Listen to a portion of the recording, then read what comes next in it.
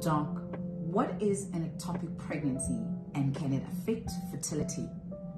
An ectopic pregnancy is any pregnancy that gets implanted anywhere outside of the normal place, which is inside the uterus. The common place where an ectopic pregnancy would occur is in the tubes, but it can be implanted anywhere inside the abdomen, also on the cervix itself. Why does it happen, particularly in the tube? And this refers quite closely to fertility.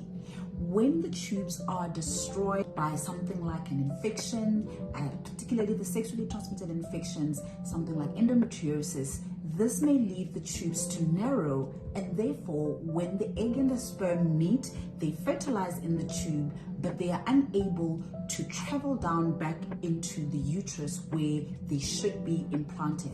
And therefore you find the pregnancy being stuck in the tube, causing the ectopic pregnancy. The danger to an ectopic pregnancy is that if it ruptures, it may cause severe bleeding that may cause a problem for the mom, but also that pregnancy in itself cannot survive.